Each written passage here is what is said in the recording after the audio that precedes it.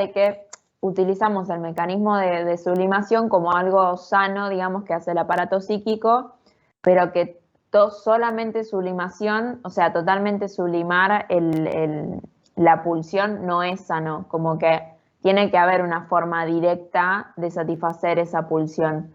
Pero no se me ocurrió un ejemplo. El mecanismo, el no todo puede, ¿no? Con un solo mecanismo, no todo es saludable con una sola forma de canalización. Y esto es lo que plantea Freud con el cuento, ¿no? Del burro y su comida, ¿no? ¿Lo leyeron?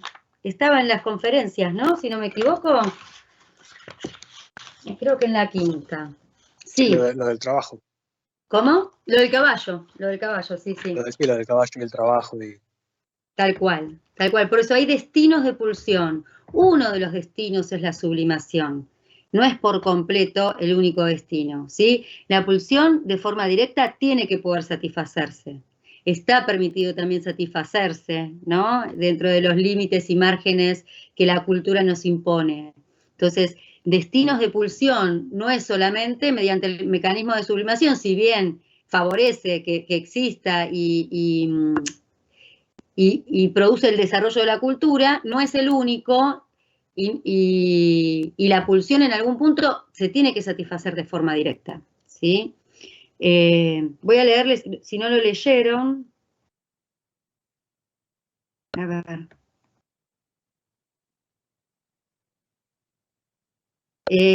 Solo me atreveré a presentar de manera indirecta mi convicción contándoles una vieja historia cuya moraleja dejo a su cargo. La literatura alemana conoce un pueblito a cuyos moradores atribuye la fama, toda clase de agudezas. Los habitantes, se nos refiere, poseían también un caballo de cuyo vigor para el trabajo estaban muy satisfechos y solo una cosa tenían por reprocharle: consumía demasiada avena cara. Resolvieron quitarle esta mala costumbre, reduciéndole día a día su ración en varios tallos hasta habituarlo a la abstinencia total. Por un tiempo todo marchó a pedir de boca. El caballo se había deshabituado a comer, salvo un solo tallo diario, y por fin, al día siguiente, trabajaría sin avena ninguna. Esta mañana hallaron muerto al animal. Los pobladores no pudieron explicarse de qué había muerto. Nos inclinaremos a creer que el caballo murió de hambre, y sin una cierta ración de avena no puede esperarse que ningún animal trabaje, ¿no? Esto, siempre en algún punto la pulsión tiene que satisfacerse de manera directa, ¿no? No hay posibilidad de sublimar todo, ¿no? De que todo el tiempo la pulsión cambie su meta, ¿sí? ¿Se entiende? Este es un ejemplo, ¿no? En la vida cotidiana, ¿me podría dar un ejemplo como para terminar de redondear el concepto? Sí, por ejemplo, a ver, esperen que voy a pensar.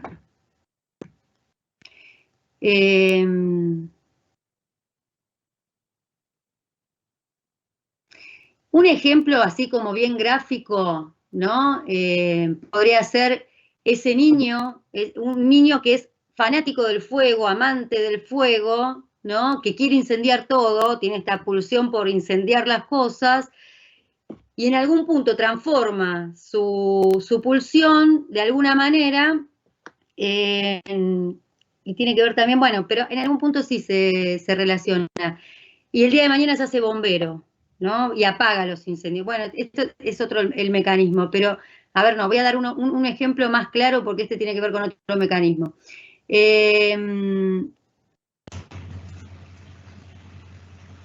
Caro, volviste. Sí, nada, fui a buscar una repetidora, conseguí un cable. Se te escucha bárbaro. Claro.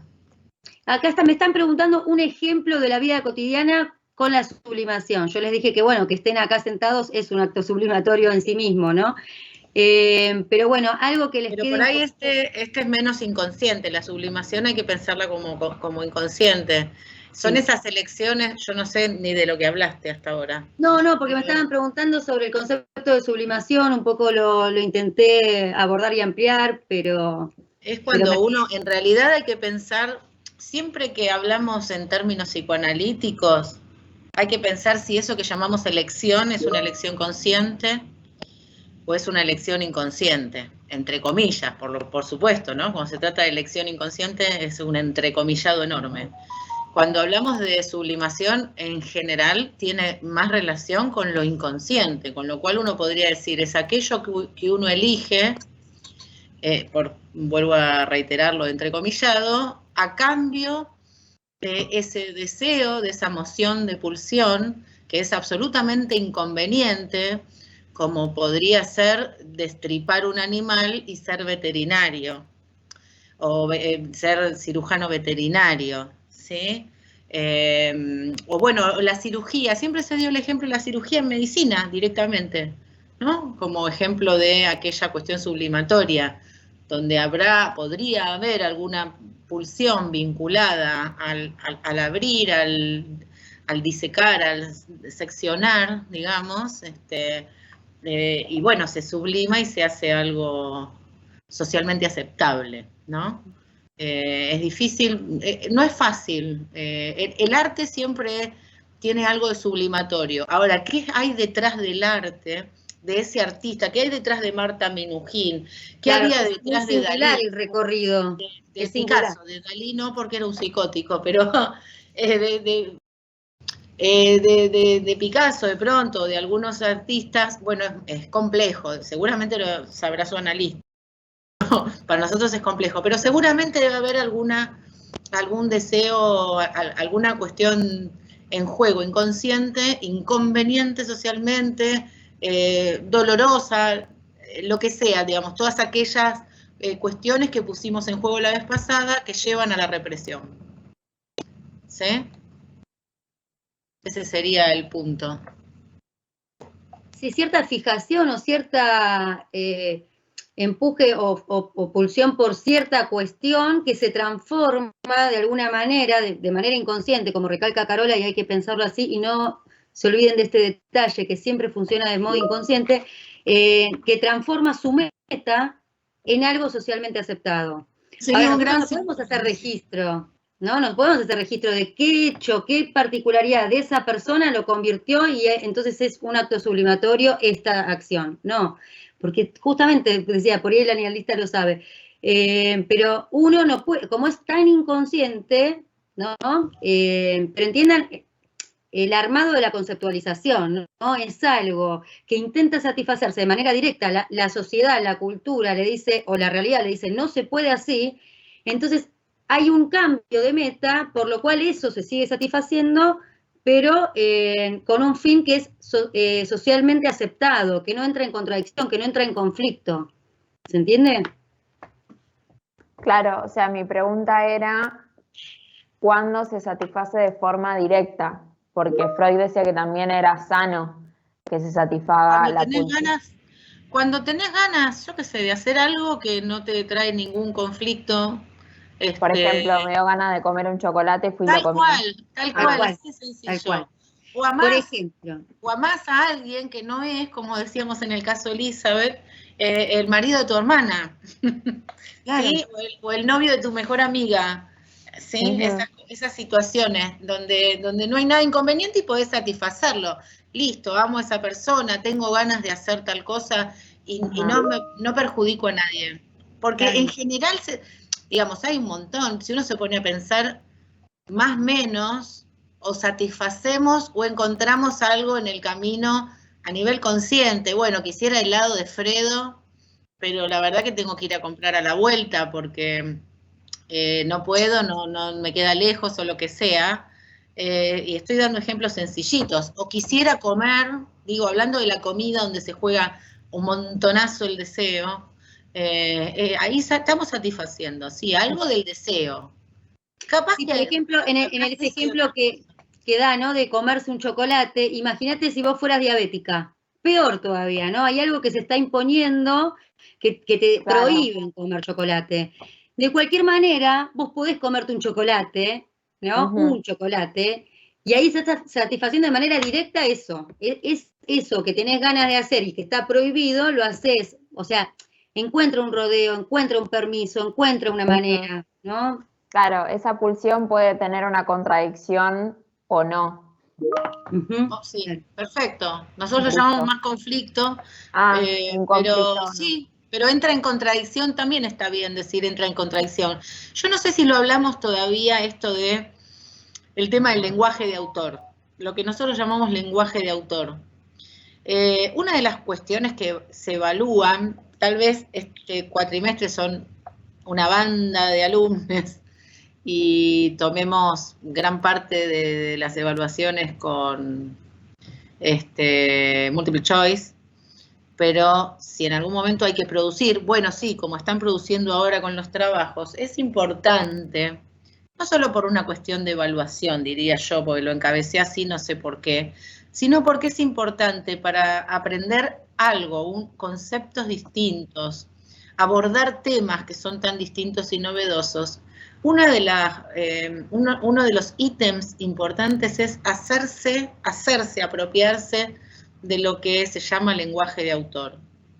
¿Sí? No es lo mismo inconsciente para decir qué inconsciente ese tipo, cómo cruzó la calle, miro así porque tengo la ventana, cómo cruzó la calle sin darse cuenta, que cuando nosotros hablamos de inconsciente, ¿no?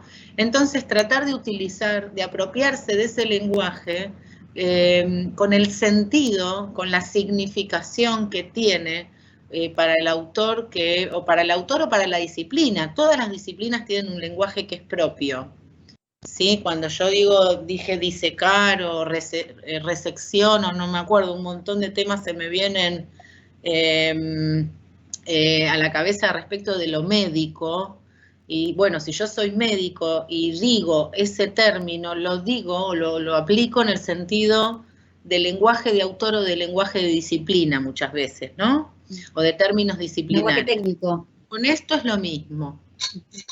Con esto es lo mismo. Es importante que de a poco, si es a nivel inconsciente, si es conflicto, si que hablamos con interdisciplinar, que no hablamos en sentido vulgar, ¿no? Ah, bueno, es interdisciplinario, porque no ves que hay dos personas que se encontraron. No, nosotros interdisciplina lo conocemos, lo abordamos como corresponde y sabemos a qué nos referimos. ¿Sí? Van a ir apareciendo un montón de términos, pero bueno, ahora justo con esto de conflicto. Igual es correcto también decir entra en contradicción, porque en realidad entra en contradicción y por lo tanto es conflictivo. Así que nada, ir como puliendo esta cuestión del lenguaje. Que algunas alumnas me han escrito, yo también soy tutora de pedagogía de la universidad, por el tema por eso les debe haber llegado a todos un mail a través de la pestaña de tutorías con talleres de pedagogía para que se inscriban, eso a propósito.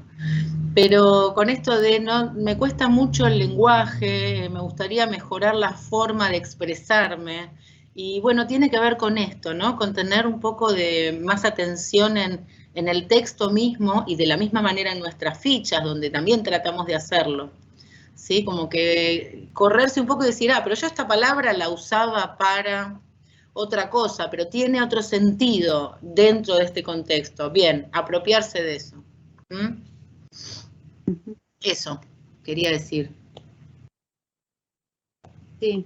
Y bueno, pero aparece la palabra contradicción, que mejor decirla conflicto, como dice Carola, bien, porque tiene que ver con el psicoanálisis. El psicoanálisis pone en evidencia el conflicto, ¿no? Siempre hay una lucha, una cuestión de fuerzas que tiran para distintos lados y entran en conflicto, ¿no?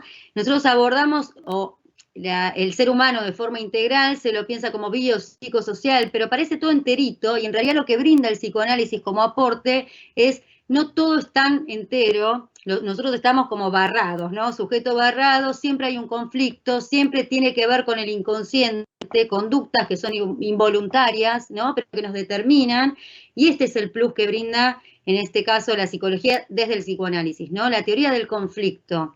Ahora, cuando vamos a ver malestar en la cultura, también vamos a ver, hay un conflicto estructural, pero es conflicto, ¿no? Entonces Freud vuelve a poner en escena esto de que no es tan sencillo. Hay mucha complejidad en lo que tiene que ver con el ser humano y su psiquis y sus comportamientos, que no todos, como habíamos dicho también en el encuentro anterior, no todo es tan consciente, tan voluntario, ¿no? Y justamente ustedes se van a encontrar con pacientes, con personas que de golpe, no sé, les están diciendo, tenés que comer esto, ¿tenés la plata para comprártelo? Sí. Viene a los 15 días, hiciste la dieta, no pude. ¿Cómo no pude, no? Y uno, este no quiso. No, a ver, hay algo más, ¿no? Hay algo más que puede estar sucediendo por lo cual no puede, ¿no?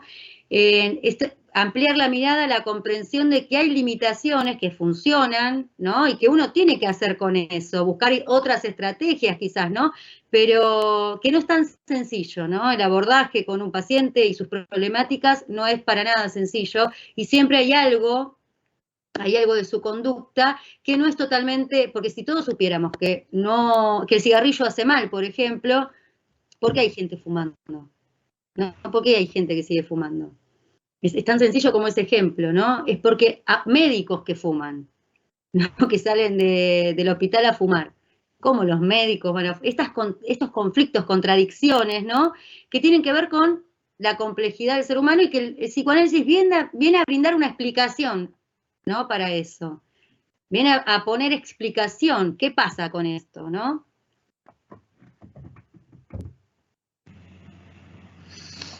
¿Quedó más o menos?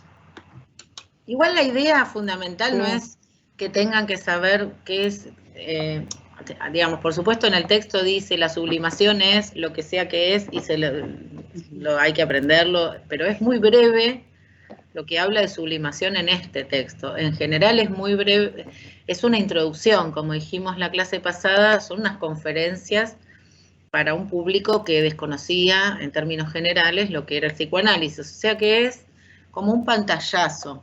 Eso es lo que pretendemos. Acá lo importante es, ¿quién fue Freud? Y un señor que descubrió que resulta que no somos dueños completos de nuestros actos, ni completos ni a medias.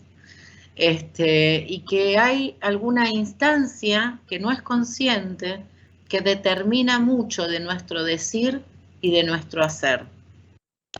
Y que hay mecanismos como la represión, la resistencia, la sublimación, que tienen que ver precisamente con esta sucesión de conflicto, de intereses, digamos, como se usa ahora mucho la palabra, ¿no? De conflicto de intereses que se dan entre las distintas instancias, entre aquello que se debe, ¿no? Que tendría más que ver con el super yo, entre lo que quiero, que tendría más que ver con lo pulsional, y lo que sé que no tengo que hacer, o sé que tengo que hacer, que tendría más que ver con el yo. Entonces, habida cuenta de que son 3 instancias, no importan los detalles, obviamente cada una puja por lo suyo, se generan conflictos y a veces se reprime, a veces se sublima y a veces se satisface. Así como viene porque está todo bien. Me quiero comer 3 chocolates, no soy diabética, no tengo ningún síndrome metabólico, no tengo colesterol, me los como. ¿Sí? Acá Lautaro pregunta, ¿las personas no son racionales, sino que son capaces? ¿Sería? No entiendo la pregunta, Lautaro. A ver, si querés un poquito ampliar. Somos racionales, lo que pasa es que no solo. Medianamente, claro, algo de racionalidad tenemos, lógicamente, ¿no? Sí, si no fuéramos racionales, capaz, no, como dijo Leo, no estaríamos acá. Siendo irracionales, así en términos absolutos, que el término absoluto es inexistente, pero bueno, supongamos, ¿no? En términos absolutos, saldría cada uno a hacer lo que quiere, no existiría ninguna clase de norma, no sé, no interpreté. A ver, por lo que plantea Freud y un poco por lo que habla del ejemplo del cigarrillo, bueno, sí, está bien, por eso digo, no solo, digamos, somos racionales y hay una parte, por eso, no somos completamente dueños de nuestros actos. Esto que uno dice, bueno, las adicciones se ve claramente. Hay algo que hace un ratito hace bien el resto del tiempo, o a la larga o a mediano plazo, hace muy mal, no obstante se sostiene ese efímero momento de placer, o sea, ese 20% de placer contra el 80%, que racionalmente, y por eso lo estoy poniendo en números, porque lo racional siempre puede ser numérico, ¿no? Racionalmente no, 20 contra 80, yo no voy a consumir cocaína, no me sirve. Y sin embargo, gana el 20, digamos, en términos racionales. ¿Por qué? Porque hay algo de lo no racional. Por ahí sí sirve así. No, sí, totalmente. Por lo menos a mí me queda súper claro así. Perfecto. Mismo en los vínculos que se le dice tóxicos, o en situaciones que hacen mal. No sé, mi terapia me decía, ¿y por qué te quedas en esa situación que no te gusta? Y no sé, le decía yo. Claro, y uno se queda a vivir por inercia. Claro. Claro, sí, por inercia decimos, ¿no? Pero bueno, en realidad hay algo ahí que conspira contra uno, ¿viste? Cuando la frase también está de conspira contra mis intereses. Conspira contra mis intereses si estoy acá dejando que este sujeto me diga esto y esto, como me lo dijo ayer, y hoy me diga que está arrepentido y mañana me dice lo mismo. Sí, hay cantidad de situaciones donde se produce un vínculo patológico. Claro. Sí. Con todos los otros, digamos, quiero decir, en este sentido, el psicoanálisis usa la palabra objeto como objeto de deseo, objeto de amor, sea sujeto o sea objeto, ¿no? Sea una adicción y un objeto a consumir, o sea un vínculo y un otro sujeto, pero no deja de ser objeto de deseo. Y bueno, eso produce a veces conflicto y a veces está allanado el camino y vamos adelante, con esta persona estamos bárbaros.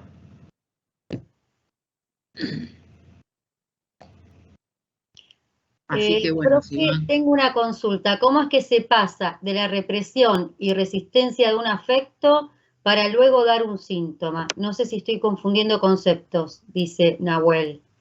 Esto es 5 conferencias, el proceso de formación de síntomas, ¿no?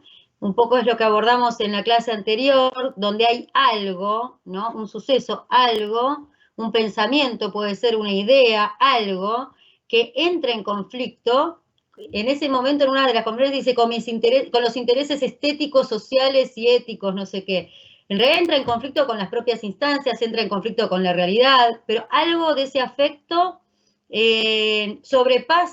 sobrepasaría el equilibrio del aparato psíquico, ¿no? Ustedes piénsenlo como algo que tiene que funcionar siempre en equilibrio, y de golpe algo sube esa tensión, sube ese equilibrio, o desborda ese equilibrio. Entonces ese afecto, de forma inconsciente, o esa idea, algo de ese afecto, por el mecanismo de la represión, va a parar al inconsciente, ¿no? Va hacia el inconsciente, pero el inconsciente no queda quieto. No es que, ya está, queda el inconsciente abajo de la alfombra, nunca más lo olvido. Por más que se le ponga llave a la puerta, o las sillas, que vendrían a ser la resistencia, claro, le ponemos llave, le ponemos candado, le ponemos todo, pero del otro lado hay un loco que está a los gritos. Uh-huh. Ese a los gritos puede ser el síntoma, por ejemplo. Claro. ¿Sí? El inconsciente empuja o intenta que algo de eso que se reprimió llegue de nuevo a la conciencia. La resistencia lo impide. Entonces, ¿qué es lo que pasa? Algo de eso que se reprimió, desfiguradamente, o sea, de forma sustituta, aparece. En la histeria va a aparecer en el cuerpo. En la neurosis obsesiva va a ser un TOC, por ejemplo, un TOC, algo que no puedo dejar de hacer, que no puedo dejar de preocuparme, un pensamiento que me corroe, que no puedo deshacerme de él, un síntoma que puede ser cualquiera, pero algo de eso que se reprimió insiste y deformadamente llega, como formación sustitutiva llega o aparece como un síntoma que causa el mismo displacer, ¿no?, que causó en su momento cuando apareció, ¿no? Hay un displacer que en su momento apareció, inconscientemente se reprimió, fue a parar al inconsciente, y aparece nuevamente en este recorrido de formación de síntoma como una formación sustitutiva. En la histeria es un síntoma orgánico, pero en otras neurosis puede ser otra cosa. Pero es algo que irrumpe en la vida cotidiana, en la normalidad, en el equilibrio necesario, es algo que todo el tiempo consume mi energía, por eso es un síntoma, es algo que genera un displacer y al mismo tiempo se satisface. O sea, esto es lo que dice en la conferencia de 5. ¿Por qué es tan difícil deshacerse de ese síntoma? Porque además tiene estas dos patas, genera displacer, pero por otro lado también satisfacción. Entonces, ahí están las dos patas del síntoma, ¿no? Algo de una pulsión se está satisfaciendo ahí, ¿no? Porque lo que dice Freud en la conferencia 5 es algo de la sexualidad que intenta, ¿no? Como satisfacerse está impedida en la realidad y algo tengo que hacer, ¿no? Dice en ese momento. Bueno, lo que aparece como síntoma... Sexualidad en sentido amplio, ¿sí? Esto siempre recuérdenlo. Claro. La comida entra dentro de eso. Claro. ¿Querés hacer una pregunta? Sí. Buenos días. Buenos Tenía una duda. Entonces, el afecto que fue reprimido por el inconsciente, ¿la resistencia impide que salga directamente y genera el síntoma? ¿O la resistencia actúa en otra forma? Sí, la resistencia es como que pone ese freno a que vuelva a aparecer en la conciencia. Entonces, como existe la resistencia, la única forma en la que tiene para aparecer es deformadamente. No puede aparecer exactamente igual porque se reprimió. Y la resistencia funciona como un dique, ¿no? Yo estoy conteniendo esto, que intento taparlo abajo de la alfombra, pero insiste por salir. Yo le pongo un montón de piedras para que no salga. Esa es la resistencia. Entonces aparece, pero desdibujado, desfigurado. Entonces la resistencia y la represión siempre van a estar acompañados para originar el síntoma. No es que se exprese uno sobre otro. ¿No es que se qué? No es que se expresa uno o se expresa el otro. Los dos son como que actúan en conjunto, se podría decir. Claro, con intereses distintos, porque la resistencia intenta que no aparezca y el inconsciente intenta que volcarlo de nuevo a la vida de esa persona. Entonces uno intenta porque aparezca de nuevo en la conciencia, el otro intenta que no, que se quede ahí. Son fuerzas que están, ¿no?, todo el tiempo pujando por intereses cada uno particulares, vendría a ser. ¿Se entiende? Pero sí, están en conjunto, funcionan en conjunto. Por eso la única manera de que vuelva a aparecer eso que reprimió es desfiguradamente, con una formación sustitutiva, donde la resistencia no pudo, ¿no?, hacer del todo. Por eso la represión siempre falla. De alguna manera se la rebusca para aparecer de nuevo. Y ahí se genera el síntoma. Porque la represión es fallida, es que aparece el síntoma. Digamos, no se dio cuenta el sistema, vamos a considerarlo el sistema como si se habla de sistema, ¿no? En informática. El sistema, además de expulsarlo, digamos, del plano consciente, no solo debería haber cerrado con llave, sino debería haberlo amordazado, ¿sí? Y haberle atado las manos, y hay un montón de cosas que no hace y se le escapa, digamos, pierde el control. Y entonces, digamos, si bien no puede entrar porque está cerrado con llave, se lo escucha. Y si por ahí lo amordazáramos, no puede entrar, no lo escuchamos, pero se pone a golpear la puerta. Digamos, ¿no? Siempre hay algo que hace que se haga oír. Sí, no lo escucho, pero patalea, ¿no? Claro, se hace oír por el camino que el tipo de neurosis facilita. En el caso de la histeria, la facilitación siempre es por el cuerpo. La vía corporal siempre es como, se da con más facilidad. Y de la misma manera, como decía Lore, en la neurosis obsesiva, se da más por el lado del control, del querer controlar las cosas, por eso tantas veces de lavarse las y nunca termina de controlarse, porque efectivamente uno nunca termina de controlar sus actos, precisamente, ¿no? Así que un poco es eso, que hay un aparato psíquico con instancias de las cuales el inconsciente es una importante instancia que determina muchos de nuestros actos. Quiero decir con esto, hay una ruptura de ese hombre dueño de sus actos con este descubrimiento. Por eso es tan importante, no somos tan dueños de nuestros actos, muchas de las cosas que hacemos están determinadas por lo que después se va a llamar por ese ello, ¿no? Por ese inconsciente, por ese aparato lleno de fuerzas en conflicto, atemporales, absolutamente ilógicas, irracionales, etc. ¿Quedó más o menos? Sí, por lo menos a mí me quedó re claro. Pero además vos por tu análisis.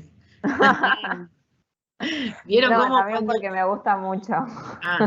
Pero cuando uno pasa por el análisis, es cierto que uno al sentirlo en sus propios actos, bueno, es más sencillito.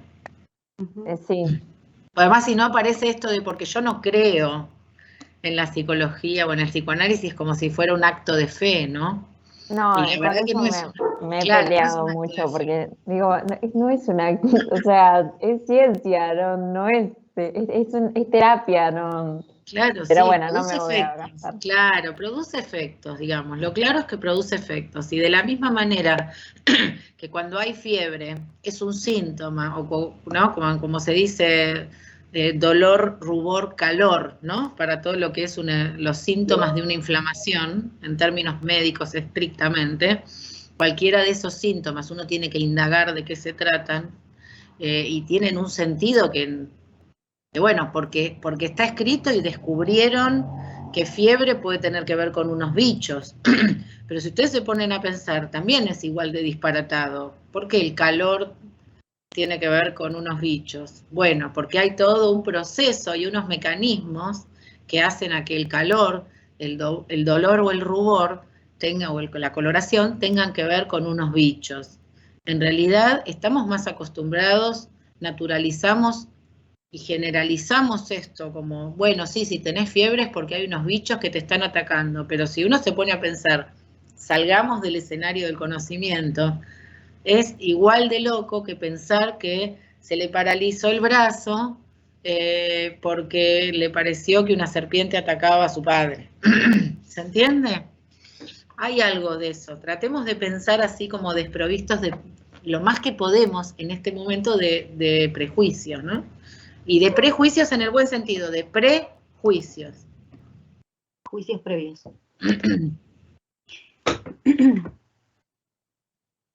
Bueno, ¿les parece que iniciemos con malestar en la cultura? Porque si no, nos va a quedar